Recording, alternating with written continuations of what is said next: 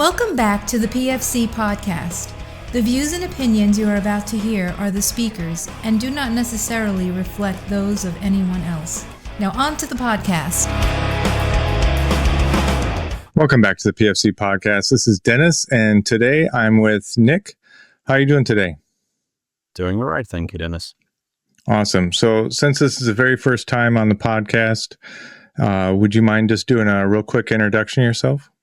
Sure. Long story short, I've been a volunteer around here in Ukraine since 22. Nowadays, I run two humanitarian organizations, one which is purely humanitarian and one which is more focused on medical assistance for military. Okay, awesome. So just starting into this, and the whole reason we started this podcast is because I would like to know about medic safety, medical unit safety, and I think it's an area that we really do not talk about at all. And I think it's going to be really, really important going forward. So, just initially, I guess, how much should people think about their own security, whether that be the medic, the casualty collection point, role 2, etc.?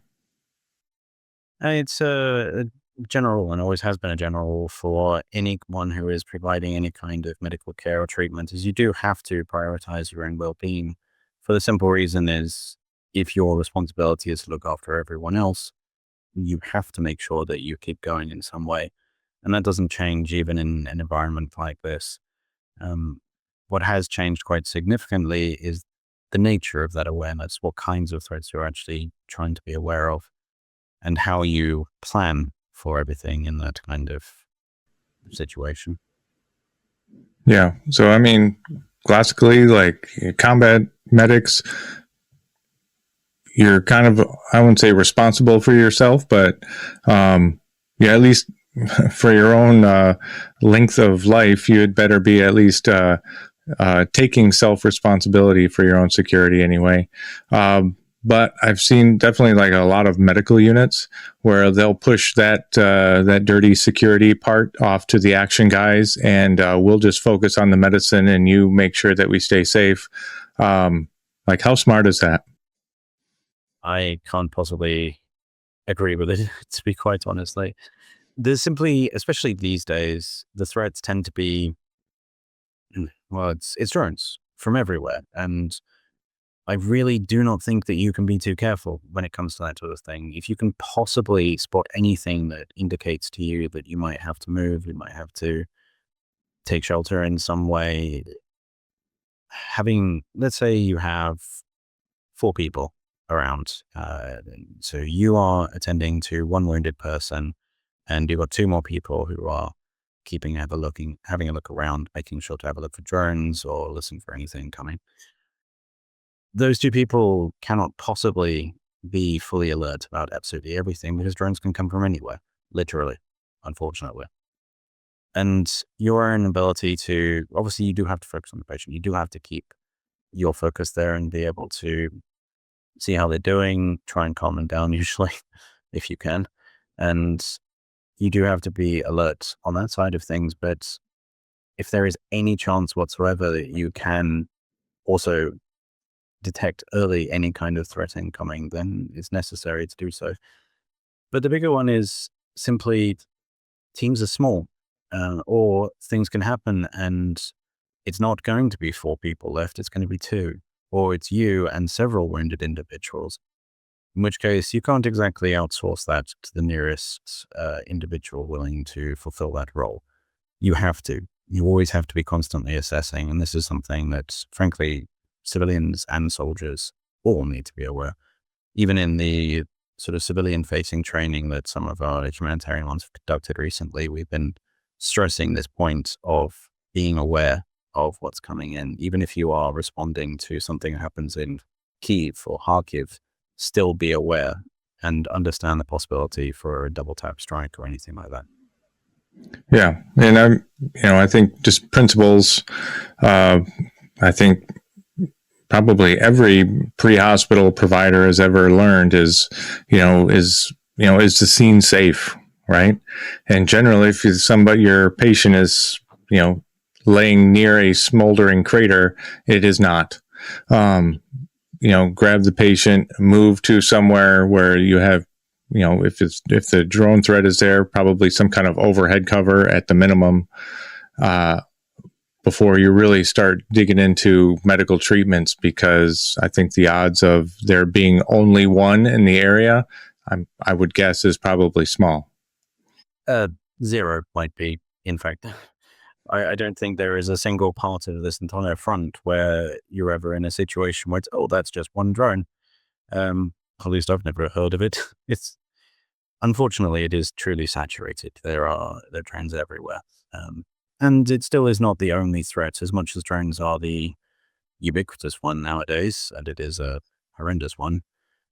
There's still artillery, there's still craft, there's still everything else that was always there before is just heavily skewed to an enormous amount of tiny little buzzing things, which give you an awful lot of hesitancy about ever mowing the lawn ever again.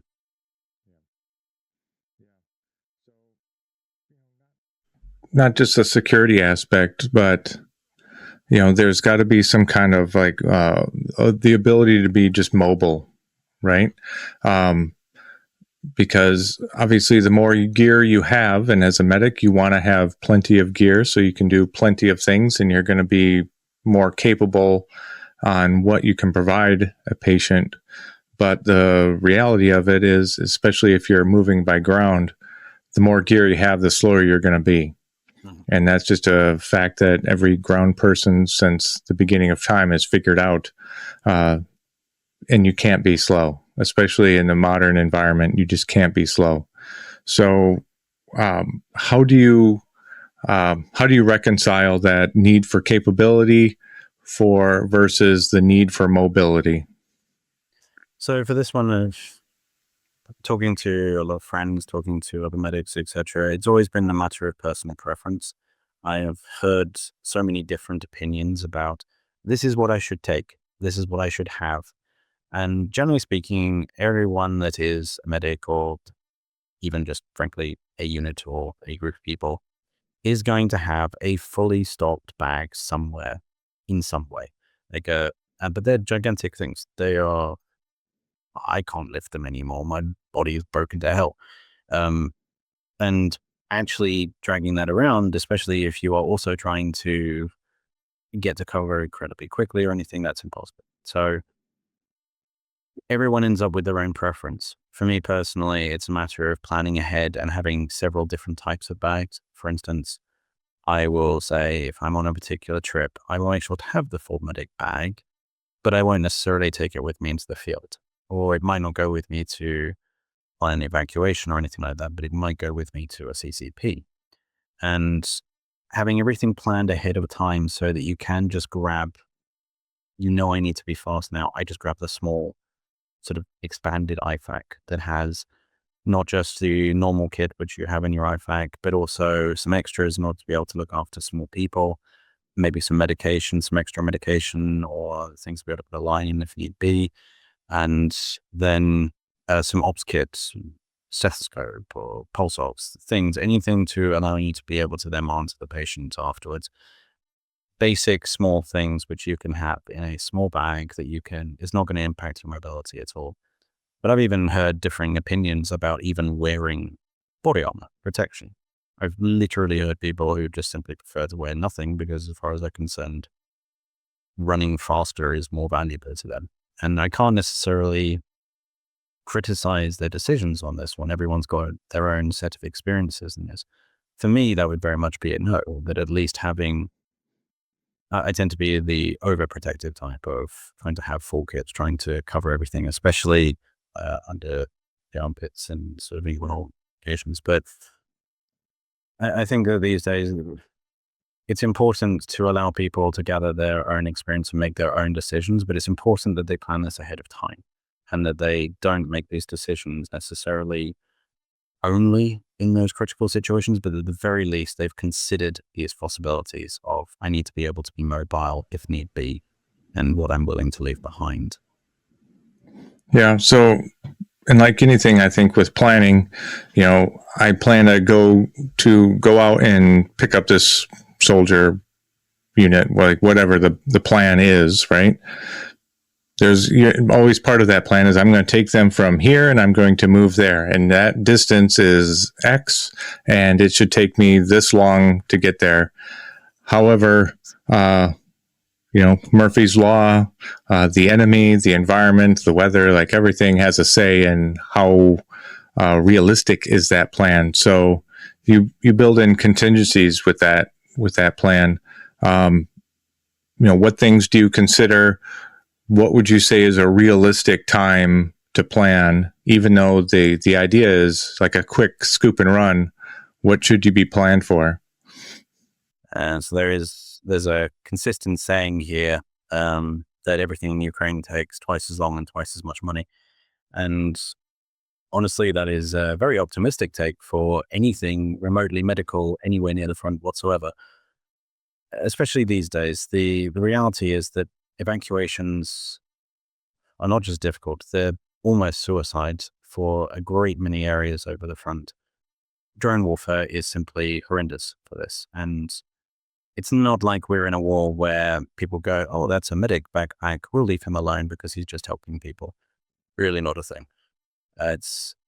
So the reality these days is an awful lot of the onus on the actual evacuation is going to be on the individuals who are wounded, which is obviously a horrendous situation, but it is reality.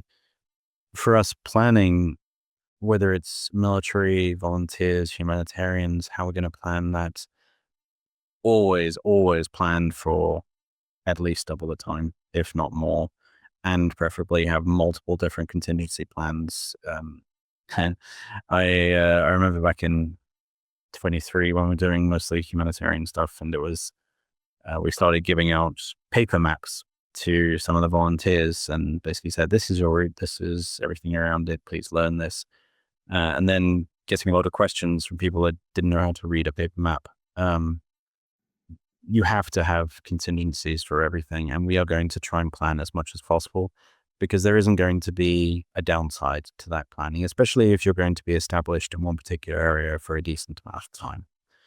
Knowing absolutely everything you possibly can about that is literally the difference between surviving that evacuation attempt and not.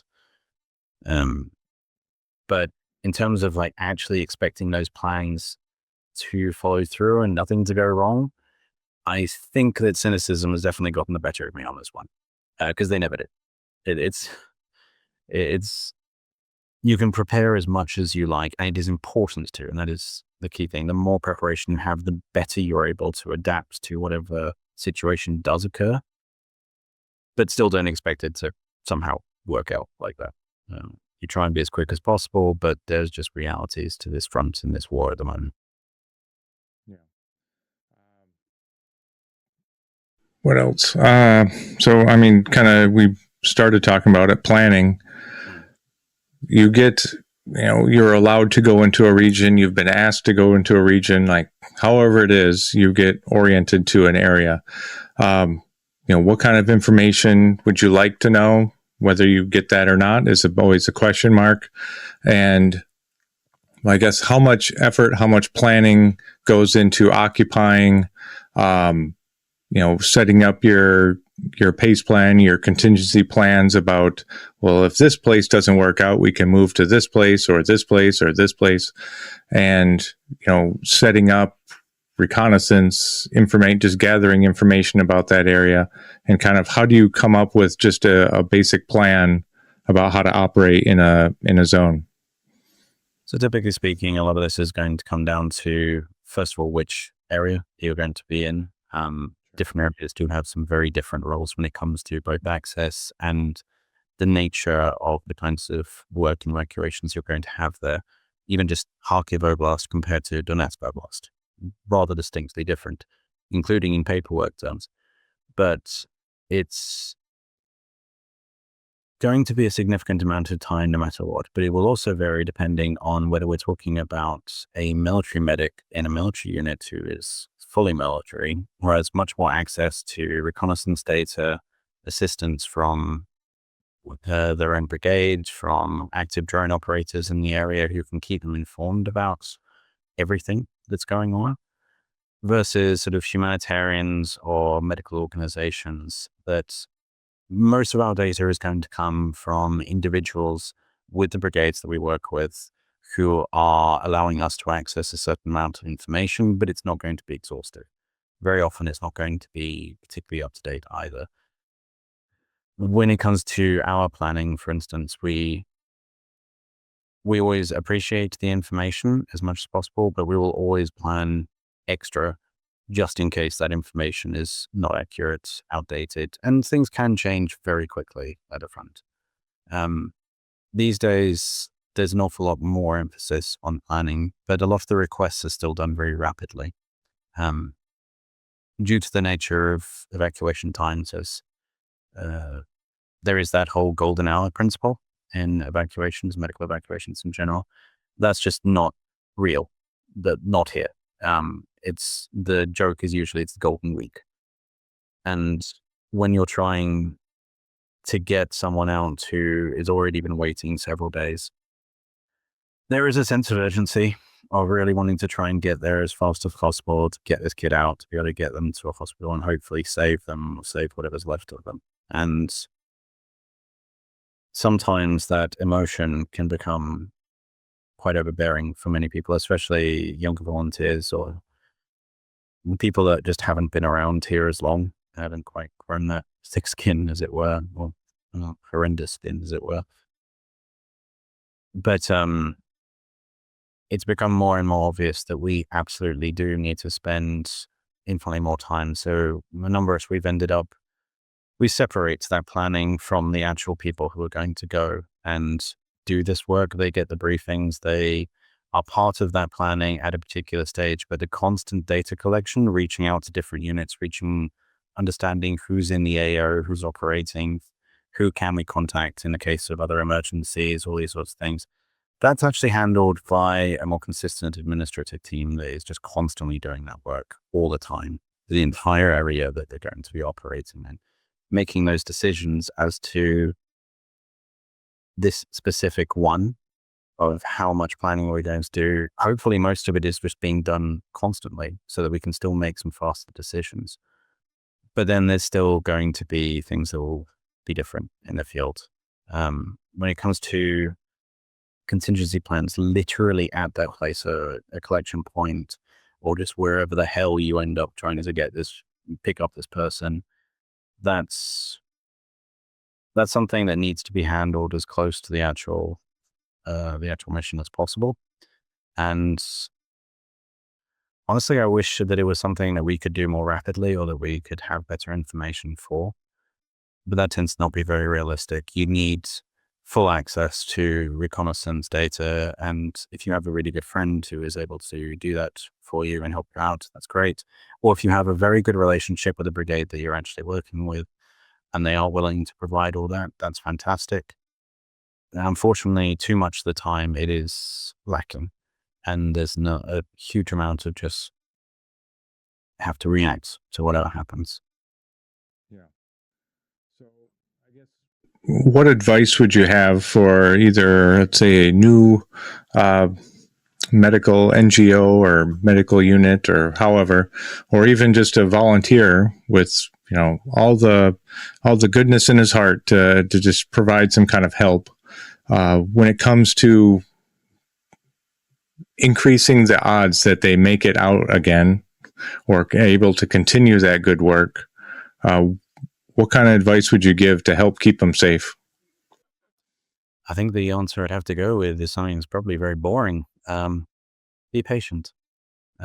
In the entire journey, not just on the evacuation, you are sometimes obviously going to have to make very quick decisions. And the nature of medicine in itself, especially in these environments, is when you recognize you have to do something, it's the ability to say, now I have to do it, and that's it. I need to do it. You make that decision, and you don't waste time in pondering as to whether you should or shouldn't. You know when it needs to happen, and you do it.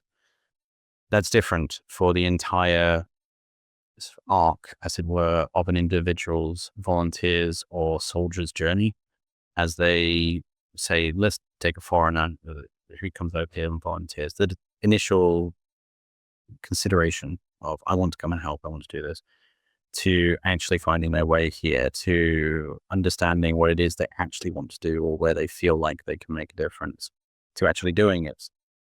Sometimes people really want to rush this. I've had many young people who they say, I can't stand this anymore. I want to come out. I want to help. I want to fight. And sometimes they are former military and they have an awful lot of experience. That's great. That definitely helps. This is not the same war as Afghanistan, Syria. And it's not a thing against the people themselves. They have an awful lot of experience and they've done amazing things beforehand. They're often very, very good, very well-meaning people, but this is a drama, the first of its kind. And especially these days, it is more dangerous than ever in order to fight here and come here. And there is a process to learning what this area is like and what this work is like that cannot and should not be rushed. And that would have to be it. It's patience. Don't think, okay, I want to go out next week. I want to be signing my contract with my unit, and then a week after I want to be in position. If someone wants to come over here and do that, don't rush training. Don't rush taking the time to get the lay of the land, talk to different people, talk to people who've been here since 22. A lot of us end up knowing each other, for good and bad. And there are people who are willing to help, and you will get some very blunt responses from people. The biggest thing definitely is patience, and don't rush. And if people are telling you, why don't you go and take a medical course? That's great, because it doesn't matter whether your medic is the best medic in the world. These days, most medics don't leave stab. They are on the phone, they're on the radio, they're telling people on position what to do. Or if you have a medic on your evacuation team as a humanitarian organization, volunteer organization, that's wonderful. It's still very rare, especially as a lot of people who are actually medically qualified, they don't come out here and spend their entire time here. They come for short periods of time. Being patient with that side of things, learning more, getting to understand how this war is different, how this environment works, even understanding some really basic things like away from the front. What do I do if there is an attack and something happens near me? How do I respond to that? What are the systems in place that would allow you to respond to that? Who can I ask for help? Who can I call? And that is even the same at the front. Even just volunteer humanitarian organizations still need to know where a stab point is, or at least know roughly who they can contact or where they can go if something happens. Because otherwise you're going to put strain on a system that is already fighting a war. And there is something to be said for, if you are going to come out and help, don't come out and become a liability. Yeah, absolutely. I mean, are there, other than just showing up, like how does one get that education before you step foot in near danger?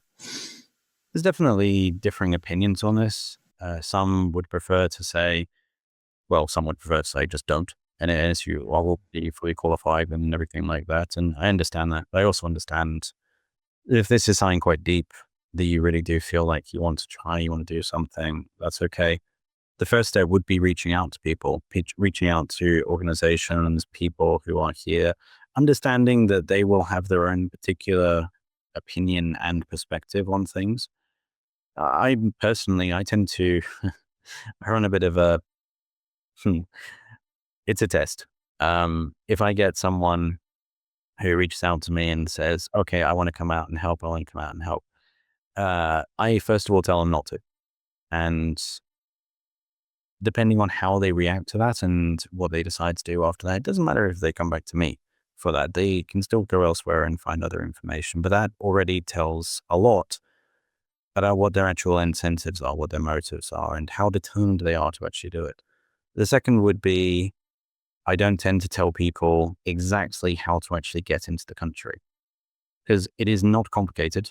Google works, and Yet we absolutely have had many volunteers over the years who have basically required babysitting to book train tickets, to book bus tickets, to tell them exactly where to be, when, how much luggage should they have, what should they bring with them. Leaving that vague also tells you an awful lot about whether someone is really going to be someone who actually takes the time to prepare and take the time to understand what it is they're getting in for, but still give them enough to be able to be safe. And finally, when they're actually in country, is always listening to how determined they are to go to the front. There are plenty of people that absolutely just want to go to the front. They want to do evacuations now. And sometimes that really does come from a truly good place of really wanting to help people. But this is not 22. This is not 23. It is a different war. It is deeply dangerous. And I mean, so far I've buried 32 of my friends in this country. And I would rather be the asshole that sits there and says, no, you are not going to start going on evacuations until you have cleared at least CLS level medical training. I don't care that you're a driver. I don't care that you're a humanitarian aid worker. You are doing that training. And you are going to not just do that training with some random group. You're going to go and do it. And then you're going to come back to me and I'm going to test the hell out of you to make sure that you actually listened. And even then, there will be more patience when it comes to the front. I would infinitely rather do this and be the asshole than bury another kid.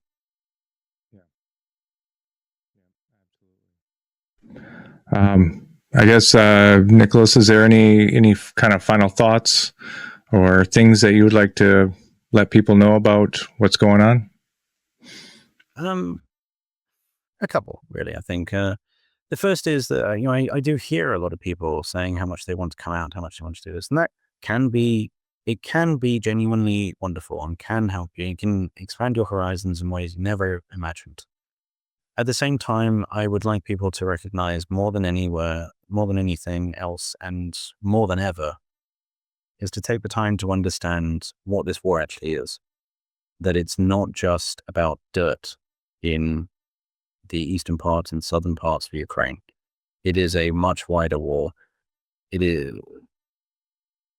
not just fought here. And war is not always about guns, bullets, and drones.